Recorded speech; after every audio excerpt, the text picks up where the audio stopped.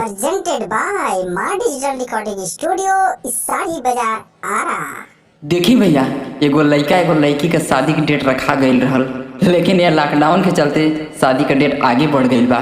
तो लड़किया जौन सपना देखले रही है वो डेट आगे बढ़ला के वजह से वो अपना पति से का कहतिया और कौन भाव में कहतिया, आई सुनल जा।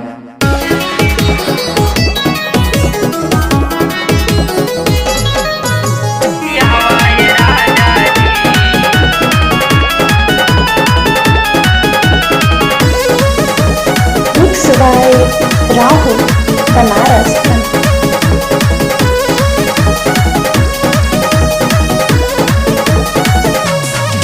आसो लगन में आई कोरोना मचवलस तबाही ये राजा जी। आसो लगन में आई कोरोना मचवलस तबाही ये राजा जी। कि लगे सुत के मरती माजा होते बिया है ये राजा जी। कि लगे सुत के मरती माजा होते बिया है ये राजा जी।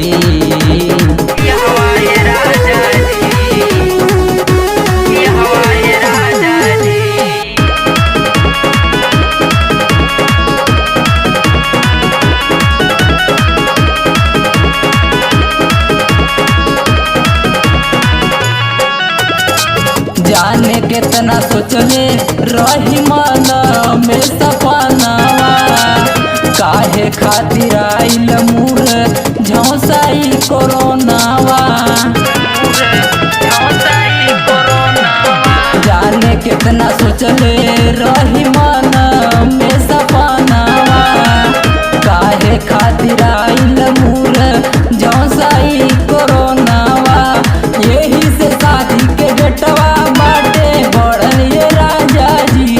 लगे सुते के मरती मजा होते बियाहवा ये राजा जी। कि लगे सुते के मरती मजा होते बियाहवा ये राजा जी।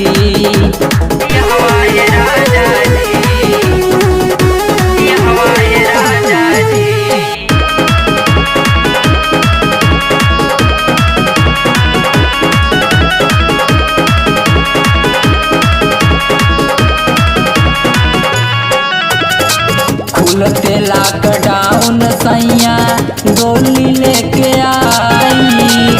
दुल्हन बना के हमें घर लेके जाई। सैया खुलते लॉकडाउन सैया डोली लेके आई।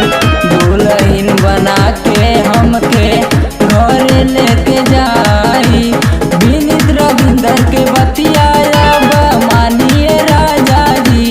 लगे सुते के मरती मजा होते बियाहवा ये राजा जी। कि लगे सुते के मरती मजा होते